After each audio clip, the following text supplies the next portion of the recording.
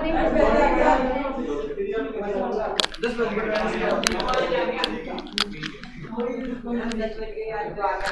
आज तो 10 बज गई। रोज बजेगी नहीं बजेगी? हाँ बेटा, रोज बजेगी नहीं बजेगी 10? हाँ, आज की बात है। कोशिश करोगे?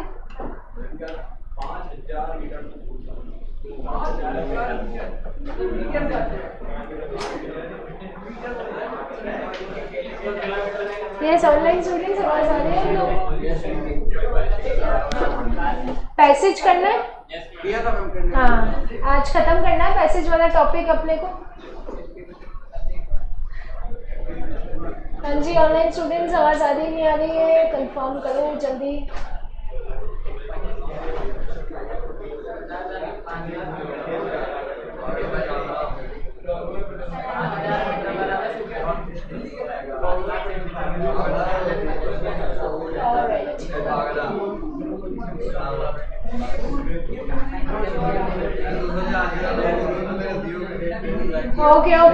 ओके। सो कल जो पैसेज आप लोगों को दिया था करने के लिए, वो हुआ आप लोगों से? दिक्कत आई? नहीं आई? हो गए सारे क्वेश्चंस हो गए? किस ने करे ही नहीं, कोशिश ही नहीं करे? काफी है जिन्होंने कोशिश ही नहीं करे। कोशिश नहीं करोगे तो नहीं आएगा बेटा ये प्रैक्टिस, वरना तो मैं बुक से ही करवा देती आपको। बुक से करके आपको अच्छा भी लगता, बढ़िया भी लगता, वहां जाके गड़बड़ हो जाता काम फिर, राइट? सो ये काम, ये पिछले साल के पेपर्स इस टॉपिक में इसीलिए कर रहे हैं जिससे आप एग्जाम में कर सको। तो प्रैक्टिस तो करनी ही पड़ेगी जिन्होंने नहीं करी है। आ जाओ।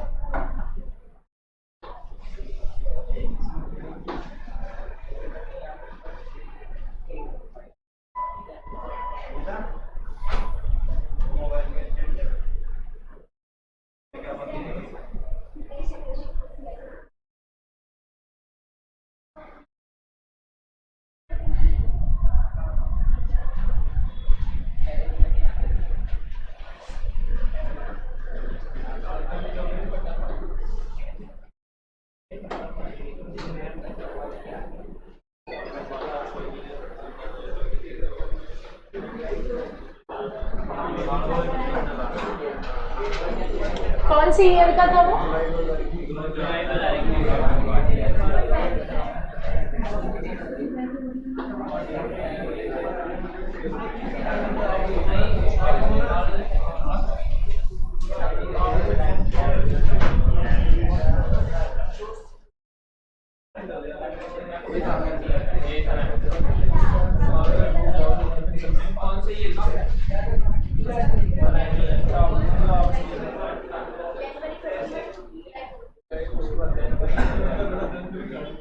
चलिए पैसेज समझते हैं अपन। जुलाई 21 का, तो जो कौन सा था पूछ रहे हो, मैंने काम तो 100% नहीं किया है, right? So the employee turnover rate in an organization refers to the proportion of employees who leave the organization during a certain time period. So employee turnover rate वो रेट है जिसमें अपन ये देखते हैं कि एक फिक्स टाइम पीरियड में कितने एम्प्लॉइज ऑर्गेनाइजेशन छोड़कर जा रहे हैं। Almost every organization is facing the acute problem of high employee attrition. ऑलमोस्ट हर ऑर्गेनाइजेशन में ये प्रॉब्लम है, हाई एम्प्लॉय एट्रिशन, मतलब लोगों का छोड़ के जाना। To every organization, high employee turnover is undesirable and can have a significant adverse impact. तो हर एक ऑर्गेनाइजेशन में एम्प्लॉय टर्नओवर एक मेजर प्रॉब्लम है और इसका एक एडवर्स इम्पैक्ट पड़ेगा, मतलब नेगेटिव असर पड़ेगा, राइट?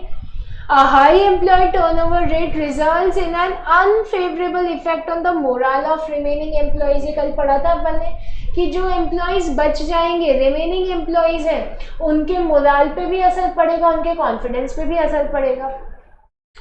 एग्जिस्टिंग एम्प्लॉइज में फेस एडिशनल स्ट्रेस। जो एग्जिस्टिंग एम्प्लॉइज हैं उनको स्ट्रेस हो सकता है, उनकी प्रोडक्टिविटी, उनका काम ढीला पड़ सकता है, right? In addition, lower productivity of existing employees due to a decline in morale. Additional productivity is lost in existing employees must guide new incumbent how to adapt to the organizational culture and the new position. तो जो पुराने employees हैं उनको भी ये दिक्कत आती है, जो रह जाते हैं, जो नए हैं उनको भी ये दिक्कत आती है कि उनको नए कल्चर से फैमिलियर होना पड़ेगा, नई जगह जाना पड़ेगा, right. To address the problem, it should be compared to the average within the industry. कल बताया था ये कि अगर ये प्रॉब्लम आप एड्रेस करना चाहते हो तो आपको इंडस्ट्री के विदिन ही एवरेज देखना पड़ेगा कि क्या इतनी रेट सब जगह है, सब इतने लोग छोड़ के जाते हैं इंडस्ट्री में, तब तो ये नॉर्मल है, राइट. लेकिन अगर आप उस रेट से ज़्यादा स्थिति पे हो, आपका परसेंटेज ज़्यादा है, तो उस केस में you need to improve, right. It should not be compared across industry as the turnover rate differs significantly in various industries. So आप ये चीज बात करें कि अक्रॉस इंडस्ट्री मतलब इंडस्ट्री के बाहर जाके, जैसे आपकी कपड़े की इंडस्ट्री है तो आप उसी इंडस्ट्री में आपस में कंपेयर करो कि सब लोग छोड़ के जा रहे हैं क्या. आप किसी टेक्नोलॉजी वाली इंडस्ट्री से जाके कंपेयर करोगे तो कंपैरिजन प्रॉपर हो पाएगा क्या? नहीं हो पाएगा. सो अक्रॉस इंडस्ट्री मतलब इंडस्ट्री के बाहर जाके कंपैरिजन इसका प्रॉपर नहीं माना जाएगा. It is in the best interest of the organization to reduce it as it is detrimental to organization. तो ये organization के लिए detrimental है यानी खतरनाक है और ये best interest में है कि आप इस चीज को समझें. right? When an employee leaves the organization incurs cost to find a replacement. जब कोई छोड़ के जाता है तो ऑर्गेनाइजेशन को खर्चा करना पड़ता है किन किन चीज़ों पे? रिप्लेसमेंट, उसको नया लेकर आने का, उसको रिक्रूट करने का, पूरे आप एड वगैरह देते हो, सब देते हो. उसके बाद एडवर्टीजमेंट का, एडमिनिस्ट्रेशन, बैकग्राउंड चेक, सारी चीज़ें आपको बस इंटरव्यू लगाना होता है, सब एक आदमी इस प्रोसेस में लगाना पड़ता है, कई बार 4-5 आदमी लगाने पड़ते हैं, तो ये सब खर्चे का काम होते हैं.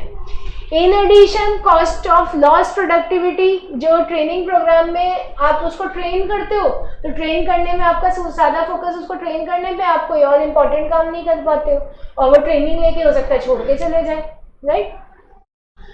Second important aspect is organization with a high employee turnover rate may suffer from an unfavorable public image. Next point ये है कि ऐसे जो ऑर्गेनाइजेशन है इनकी पब्लिक इमेज भी अच्छी नहीं होती. जो कल एग्जांपल दिया था कॉल सेंटर का, इसमें भी दे रखा है आपके. अब इस प्रॉब्लम को ओवरकम करने के लिए आप right man power for the right position apply करें, राइट सही लोगों को हायर करें, पहली चीज. दूसरा इम्पॉर्टेंट कि पे स्ट्रक्चर अच्छा दे, पैसे अच्छे दें. Providing employees with high salary is not enough, उसके साथ आप उनकी प्रॉब्लम्स को समझें, उनको अप्रेज करें टाइम पे, उनके करियर में उनको ग्रोथ दें, उनको प्रमोशंस वगैरह दें, ये सब ज़रूरी है. Employees want to progress in their career, तो उनके लिए ऐसा नहीं होना चाहिए कि उनका जो करियर है वो रुक गया, आप पैसे तो अच्छे दे रहे हो लेकिन अब उनको आगे कोई ग्रोथ नज़र नहीं आती है, ऐसा नहीं होना चाहिए. In fact, studies have shown that flexible work arrangement has a positive impact. So अगर आप वर्क अरेंजमेंट को फ्लेक्सिबल रखोगे, वर्किंग आवर्स को फ्लेक्सिबल रखोगे, तो उससे कैसा इम्पैक्ट आएगा? पॉजिटिव. ये है पूरा पैसेज. अब आया आपको पैसेज समझ में? सब लोगों को आया समझ में? Okay, let's discuss the question. What do you understand by high employee attrition rate? Starting में दे रखा है इसका, एम्प्लॉयज जो छोड़कर जाते हैं उसको एट्रिशन रेट कहते हैं. सबने कर लिया इस वाले का आंसर? क्या लिखा है एग्जैक्टली बताओ.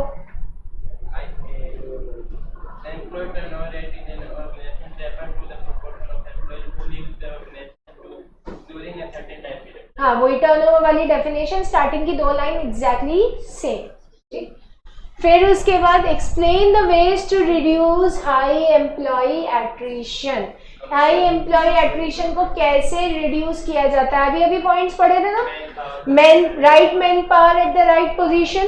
सेकंड, कॉम्पिटिटिव पे स्ट्रक्चर, प्रेज किया जाए उनको, करियर में एडवांटेजेस दिए जाए, करियर ग्रोथ दी जाए. अभी जो 4 पॉइंट्स पढ़े थे एग्जैक्टली पॉइंट्स में लिख कर आ सकते हो, राइट. किसी को डाउट है सेकंड क्वेश्चन में? पढ़ लिया आप लोगों ने सबने? ठीक है, ये 2 नंबर का भी था. फिर उसके बाद इंपॉर्टेंस ऑफ एम्प्लॉय टर्नओवर, इसमें क्या लिखा है आप लोगों ने? इसने पूछा एम्प्लॉय टर्नओवर की इंपॉर्टेंस क्या है, लिखिए इसका आंसर। ये आपको समझना था कि भाई अगर एम्प्लॉय छोड़कर जाएंगे तो ऑर्गेनाइजेशन ज्यादा स्ट्रांग बनने की कोशिश करेगा, ग्रो करने की कोशिश करेगा, बेटर बनेगा, ये इंपॉर्टेंस है। वरना तो उन्हें लगेगा जैसा चल रहा है वैसा चल रहा है, वो ग्रोथ ही नहीं करेंगे, right.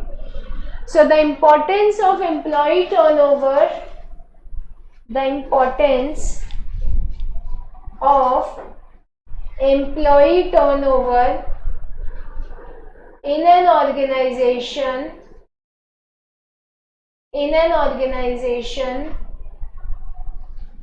the importance of employee turnover in an organization is that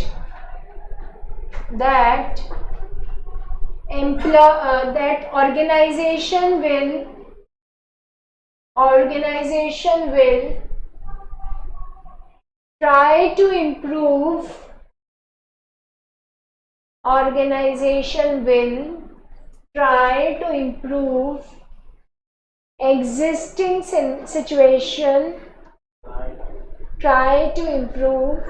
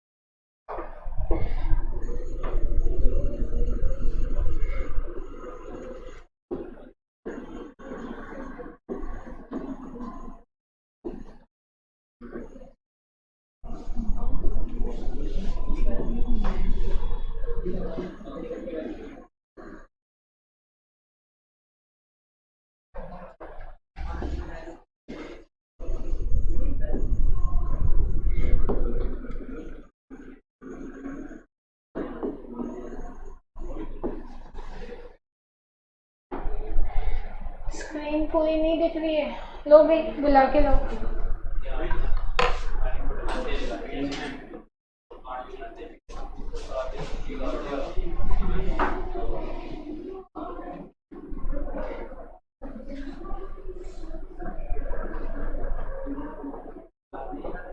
अरे बेटा अरेंज अभी, ऑफलाइन स्टूडेंट्स तो लिख लीजिए।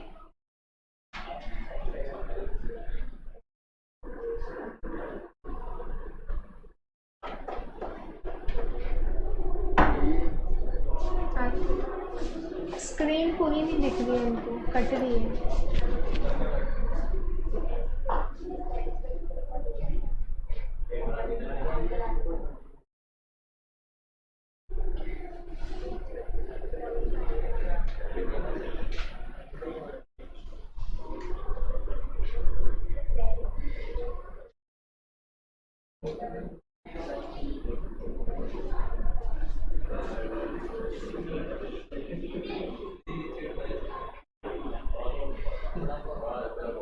इधर का कट रहा है। हाँ हाँ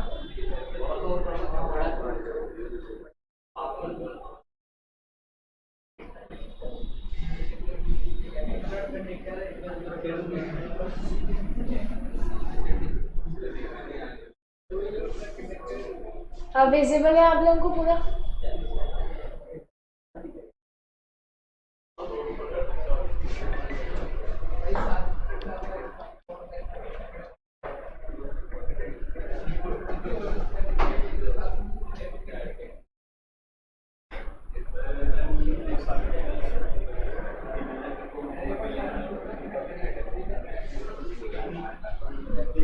ठीक है, लिख लीजिए।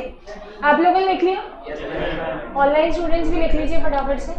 समझ में आ गया आपको ये कि इम्पोर्टेंस क्या है कि अगर लोग छोड़कर जाएंगे तो ऑर्गेनाइजेशन थोड़ा एक्टिव रहेगा कि भाई हम अच्छा काम करें, अच्छी ग्रोथ दिखाएं, और बेसिकली इजी गोइंग नहीं बनेंगे, आलसी नहीं बनेंगे ये लोग। क्यों नहीं बनेंगे? क्योंकि जैसे ये काम में इजी हो जाएंगे वैसे ही लोग छोड़ के कहीं और चले जाएंगे, तो इससे ऑर्गेनाइजेशन की और एम्प्लॉय की दोनों की ग्रोथ होती रहेगी। Alright, next question, question number 4। क्या है क्वेश्चन? चलो मैं इधर खोल देती हूँ। How does employee turnover rate affect the brand image of an organization? ये तो एज इट इज दे रखा है कि पब्लिक इमेज को इफेक्ट होता है, और एग्जाम्पल दे रखा है वो कॉल सेंटर वाला, वो लिख कर आना था as it is same, right. तो ये पूछ रहा है कि ब्रांड इमेज कैसे इफेक्ट होती है। सो ब्रांड इमेज ऐसे इफेक्ट होती है जैसे कि कॉल सेंटर्स में लोग टिकते नहीं है, एक जगह रहते नहीं है, तो इससे कि अनइनस्टेबल सिचुएशन रहती है, ठीक है। एग्जाम्पल इसमें स्ट्रिक्टली लिख कर आना था आपको। Any other answer? किसी ने कुछ और लिखा है क्या?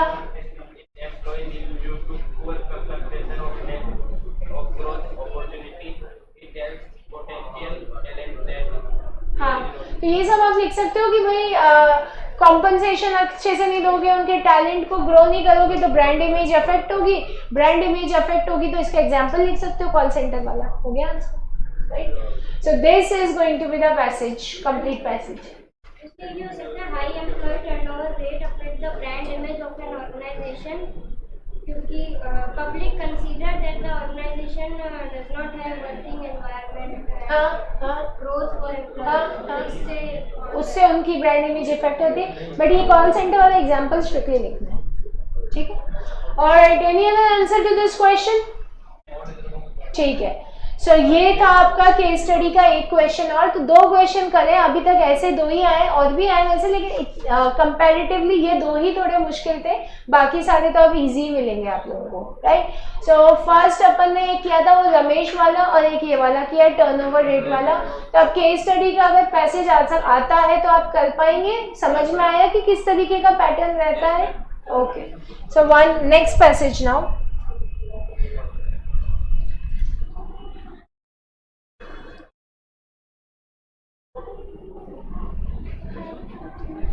December 21। हाँ जी, December 21।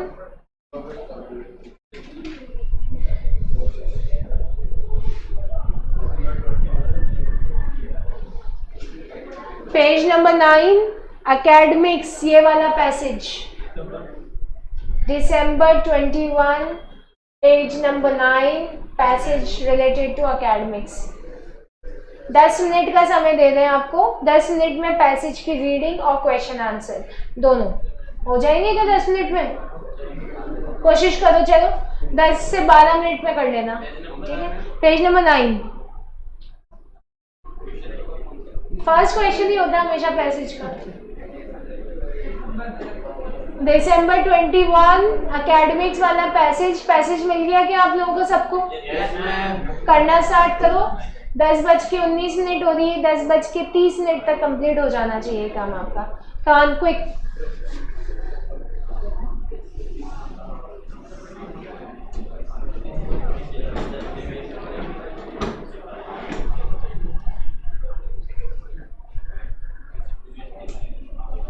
ऑनलाइन स्टूडेंट्स आपको मिल गया?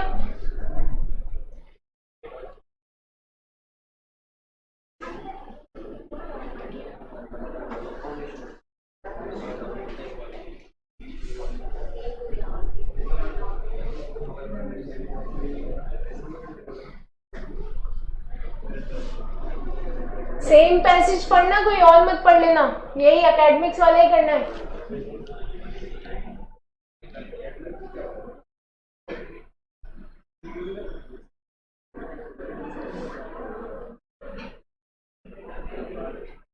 मन में पढ़ो।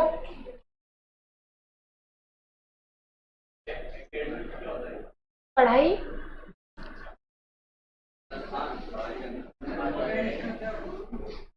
खाली पढ़ाई, रिलेटेड टू पढ़ाई।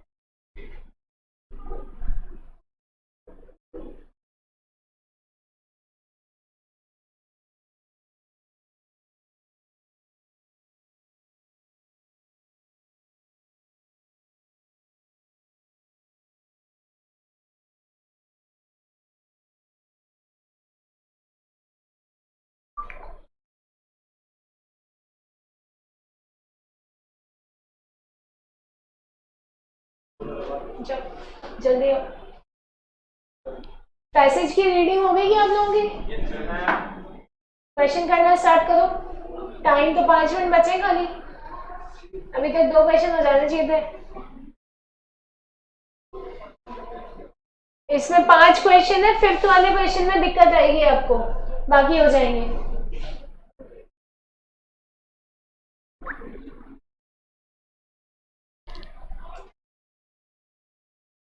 लेंदी है ये पैसेज, तो स्पीड शुरू से बढ़ा के रखें।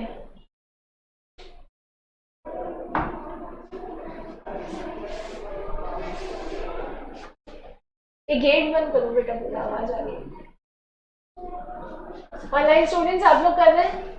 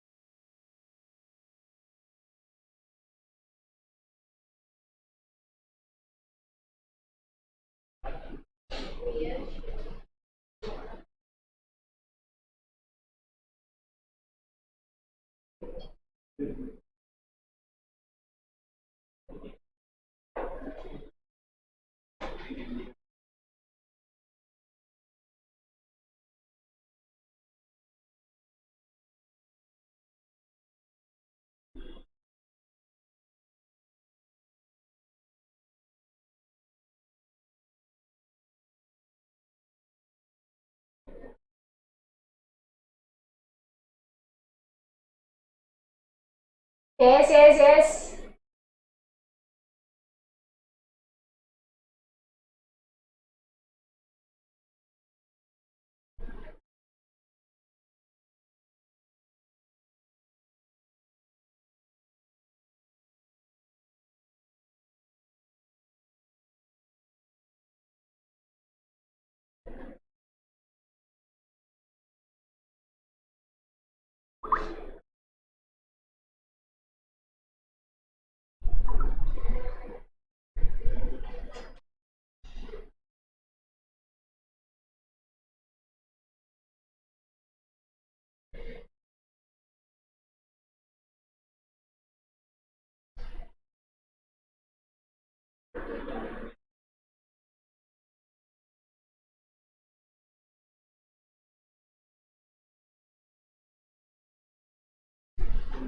क्वेश्चन नंबर 2 पे होने चाहिए आप लोग आइडियल स्पीड के हिसाब से।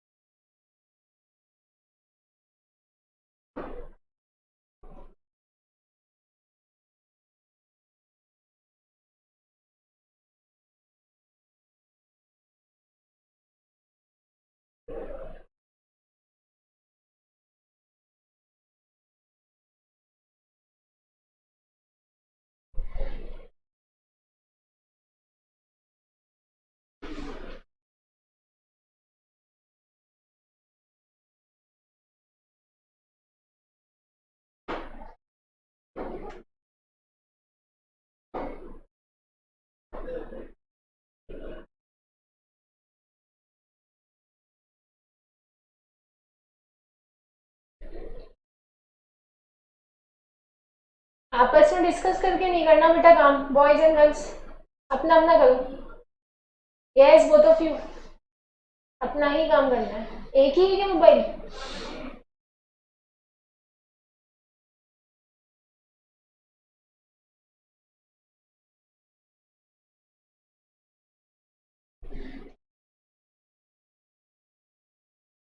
क्वेश्चन नंबर 3 पे होने चाहिए, आप कंप्लीट होने की वर्ड्स पे होना चाहिए क्वेश्चन 3। नो मैम तो स्पीड कम है बेटा, 10 मिनट तो हो चुके हैं जो टाइम दिया था उसके हिसाब से, बट अब ये लेंथी है तो क्वेश्चन 3 पे होने चाहिए।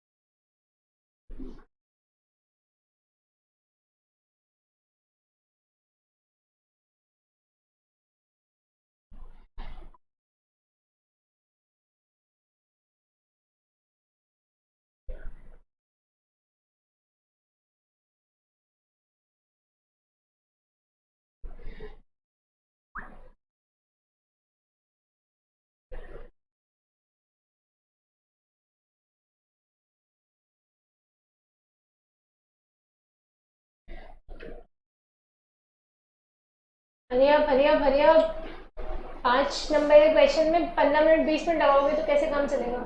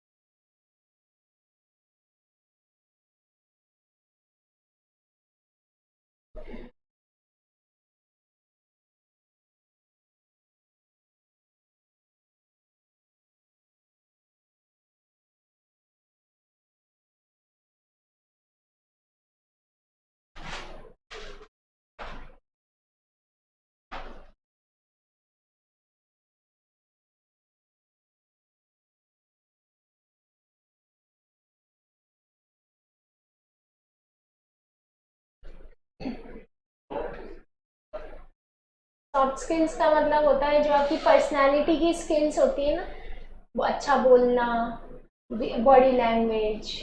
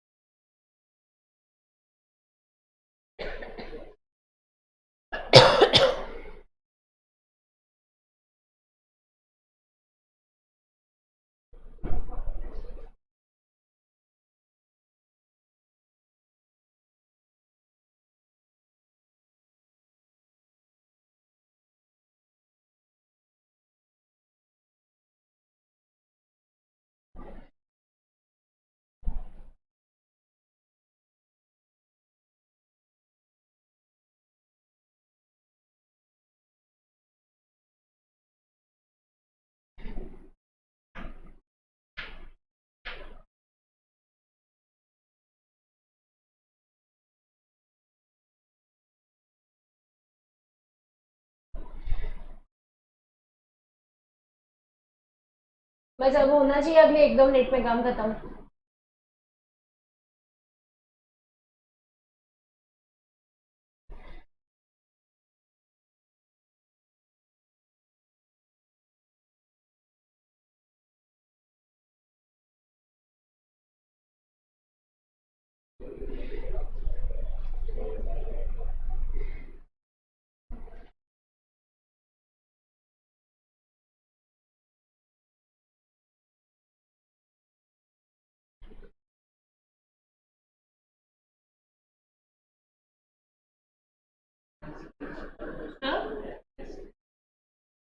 एस्थेटिक यानी आर्ट रिलेटेड, कला।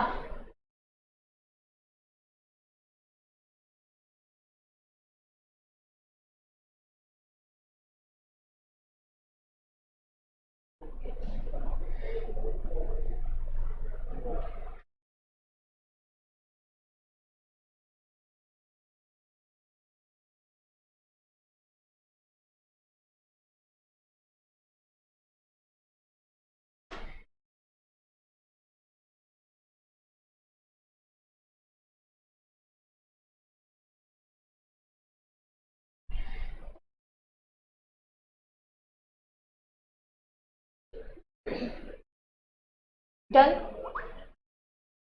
So we'll start discussing in next 1 minute now. Be quick.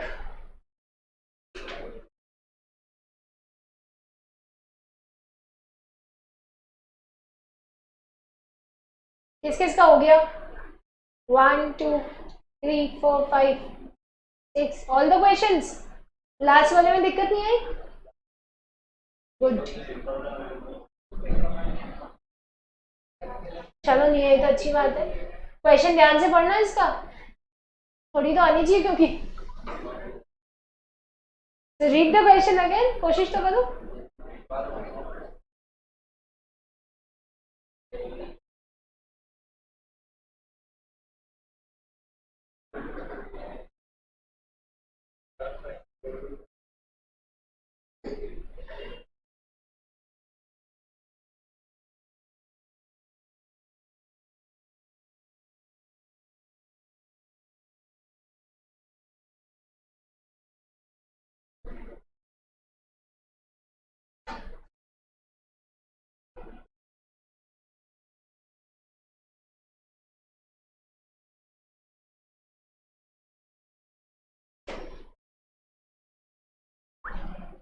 Shall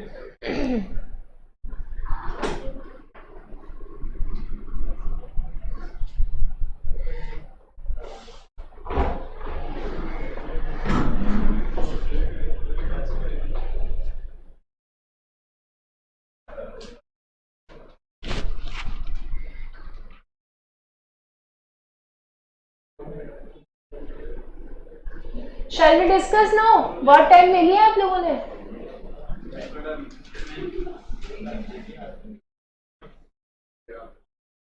हाँ, सेकंड पैराग्राफ। यहाँ मैं वो पूछूं जब बताना, उसको मत बताओ।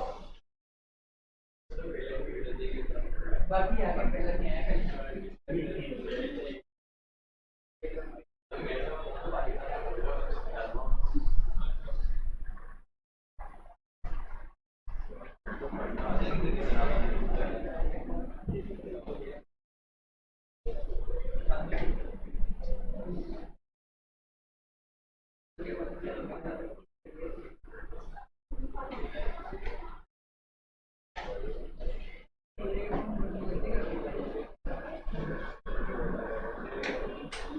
Alright, so yes, now we shall start discussing. So question number 1, ये जो पूरा पैसेज था आपका, ये बात कर रहा था कि पुराने ज़माने में एकेडमिक्स को क्या माना जाता था और पुराने ज़माने से अभी तक एकेडमिक्स में क्या क्या चेंजेस आए। एकेडमिक्स सिर्फ पढ़ाई पे फोकस करता है, किताबों पे फोकस करता है, आउटर वर्ल्ड पे ओवरऑल डेवलपमेंट, जो सॉफ्ट स्किल का डेवलपमेंट है, लोगों से कैसे बात करना चाहिए, कैसी कम्युनिकेशन स्किल्स होनी चाहिए, कैसे उठना चाहिए, बैठना चाहिए, बेसिक जो चीज़ें हैं नॉलेज की जो आपको लोगों से मिलकर आती है, एक्सपीरियंस से आती है, वो तो हमारे एजुकेशन में है ही नहीं कहीं पर। हमारे तो बुकिश नॉलेज है और ये सच भी है, राइट। सो पहले शुरू में तो डेफिनेटली थी, बीच में खत्म हो गई और अब आजकल वापस से आने लगी है धीरे धीरे। हो सकता है 8-10 सालों में कुछ चेंजेस हों, right. So first, what has not been the focus of education from earlier times. पुराने जमाने से एजुकेशन का फोकस किस पे नहीं रहा है। स्टार्टिंग में दे रखा है एकदम, कौन सी लाइन है? So education is limited to the, ये वाला, in India from an early age we have been taught that education is limited to the boundaries of academics only. The idea of getting out of the field for gaining practical experience is always considered a hoax. So hoax का मतलब ने पूछा ही नहीं। So is always considered a hoax, मतलब पाबंदी माना गया, negative चीज। मतलब ऐसे थोड़ा ना होता है, बाहर जाके पढ़ाई थोड़ा ना होती है, पढ़ाई तो क्लास में बैठ के किताबों से होती है, राइट। बेटा मोबाइल में क्या चल रहा है? तो ये यहाँ पे दिख रहा है ना अभी? अच्छा, वहाँ साथ के साथ चल रहा है। ओके, सो ये है आपका फर्स्ट क्वेश्चन का आंसर। सब लोगों ने यही आंसर लिखा है, as it is same. Okay, फिर उसके बाद में where should students go for aesthetic development. Aesthetic development का मतलब है ओवरऑल डेवलपमेंट, आर्टिस्टिक डेवलपमेंट। लिख लीजिए, एस्थेटिक क्या मीनिंग? Overall artistic. आर्टिस्टिक यानी related to art, ARTISTIC, ARTIS। हाँ बिल्कुल आएगी, उस पर फोकस ही नहीं करते। कोई शायरी करता तो उसको कहते हैं क्लास के बाहर जा, राइट। सो आर्टिस्टिक, आर्टिस्टिक, ISTIC। तो आर्टिस्टिक डेवलपमेंट और ओवरऑल डेवलपमेंट पे स्टूडेंट्स का फोकस नहीं रहता। तो कहाँ जाना चाहिए एस्थेटिक डेवलपमेंट के लिए स्टूडेंट्स का? ये दे रखा है, एज इट इज आंसर है इसका। तो outside the classrooms, industrial visits वगैरह, यही है आंसर। कॉन्फ्रेंसेस, सेमिनार्स, ये सारे आंसर इसका बन जाएगा। एज इट इज सेम यही लिखा है आप लोगों ने, किसी ने कुछ अलग लिखा है? ऑनलाइन स्टूडेंट्स, तो एस्थेटिक डेवलपमेंट के लिए आपको क्लासरूम के बाहर सेमिनार, कॉन्फ्रेंस, प्रैक्टिकल एक्सपोजर के लिए जाना चाहिए। नेक्स्ट, व्हाट काइंड ऑफ को curricular activities have become point of focus today. आजकल कौन सी को करिकुलर एक्टिविटीज हैं जो फोकस का पॉइंट बनी हुई है? कहाँ मिलेगा इसका answer?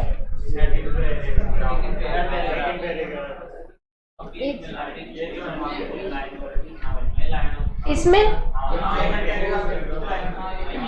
co-curricular activities that take place outside the classroom but reinforce or supplement classroom curricula in some way have become a point of focus today. बहुत सीधा आंसर था ये, तो अगर समझ में नहीं भी आया तो भी लाइन मैच कर दी थी, इसकी तो फोकस है ना, लाइन ही मैच कर दी। तो अब मेरे से समझ लो, ये बात कर रहा है कि को करिकुलर एक्टिविटीज जो क्लासरूम के बाहर होती है, मतलब जैसे खेलना, म्यूजिक सीखना, पेंटिंग, हॉर्स राइडिंग, स्विमिंग, ये सारी चीजें को करिकुलर एक्टिविटीज में आती है। बट रीइंफोर्स और सप्लीमेंट क्लासरूम करिकुलम, लेकिन ऐसी एक्टिविटी जो आपकी क्लास में पढ़ाई हुई चीज को और बेटर बनाती है। इसका मतलब क्लासरूम में भी जो थ्योरेटिकल नॉलेज दी जा रही है वो प्रैक्टिकल चीजों से रिलेटेड ही है। तो आपने पहले तो थ्योरी सीखी यहाँ पर और फिर बाहर जाके आपने उसका प्रैक्टिकल सीखा। तो ऐसी को करिकुलर एक्टिविटीज जो क्लासरूम एक्टिविटीज को रीइंफोर्स करती है या फिर सप्लीमेंट करती है, उन एक्टिविटीज को आजकल पॉइंट ऑफ फोकस माना गया है। Am I clear on this note? सबका आंसर सही होगा ये वाला तो? Yes ma'am, yes ma'am. Ma'am इसमें टीम बिल्डिंग कैरेक्टर इतना बहुत है बेटा एक नंबर में, right? So yes, what will give children a better insight into industry? Insight का क्या मतलब होता है? नजरिया। Very good. सो इंडस्ट्री में बच्चों को बेटर इंसाइट कैसे मिलेगा? क्या मिला आंसर? लास्ट में मिला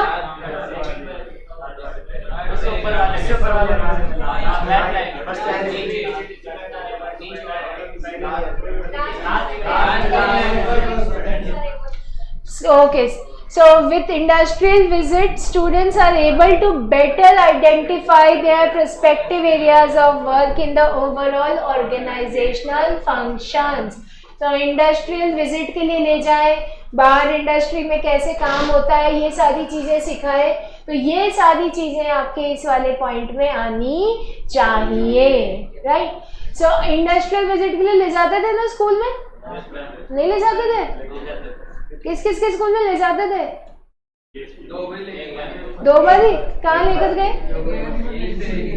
यहीं पे सरस डेली? एक तो ये सरस डेली पे तो बहुत स्कूल वाले लेकर जाते हैं। सरस डेली पे वो पूरा दिखाते हैं कि कैसे जो पैकेजिंग वगैरह कैसे होती है और किस तरीके से वो आगे टर्न अप होते हैं, पूरा उसका अंदर सिस्टम सिखाया जाता है। हाँ हाँ हाँ हाँ, एक साइंस पार्क है। हाँ हाँ, साइंस पार्क भी बहुत सुंदर है। सरस डेयरी एक पॉटरी फार्म है यहाँ पे, ब्लू पॉटरी फार्म, तो वो चीजें, और उसके अलावा ये साइंस पार्क, बिरला ऑडिटोरियम, अगर आप लोग गए हो तो यहाँ पर बड़ा ले जाते हैं। Okay, so next question, why are soft skills difficult to teach in the classroom? कहाँ मिला इसका answer?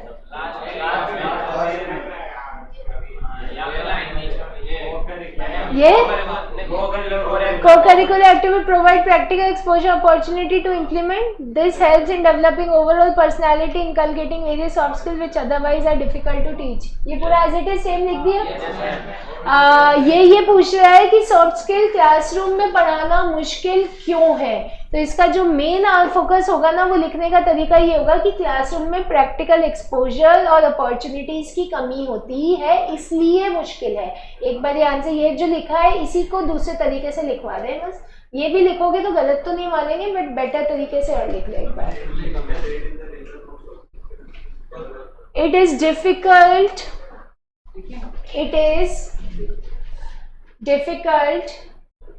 To provide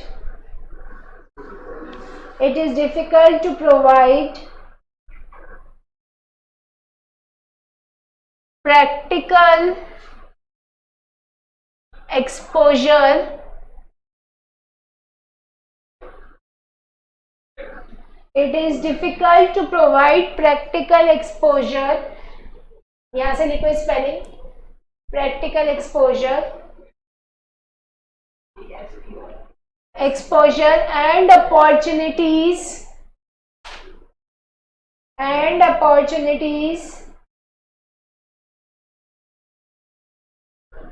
it is difficult to provide practical exposure and opportunities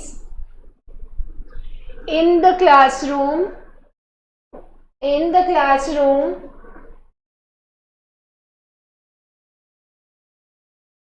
in the classroom,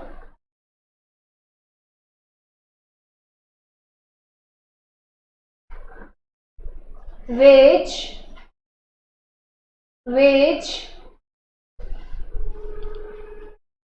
is difficult for the students, which is difficult for the students to learn,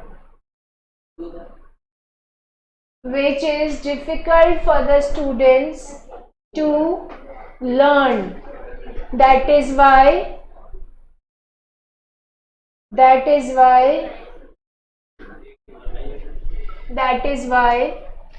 soft skills are difficult. Soft skills are difficult to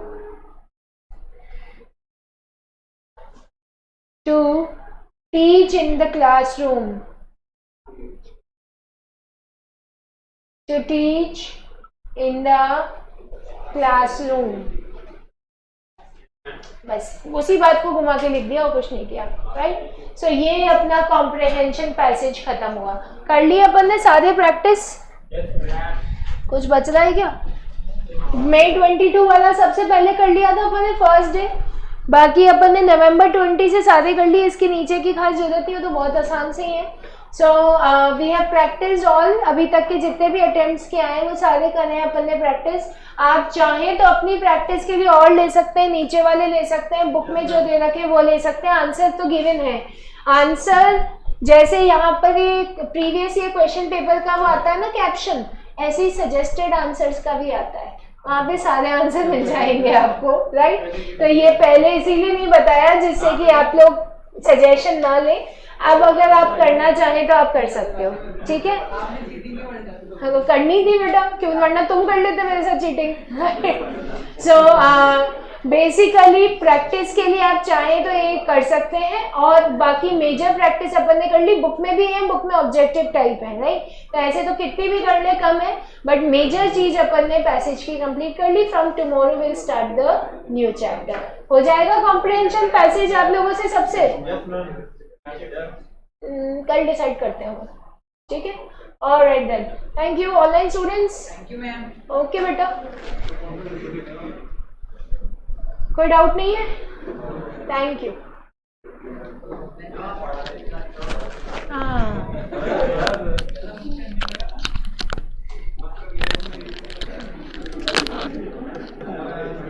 her class में ऐसा 2-4 बच्चे होते हैं जो same ये वाला sentence मारते ही मारते हैं.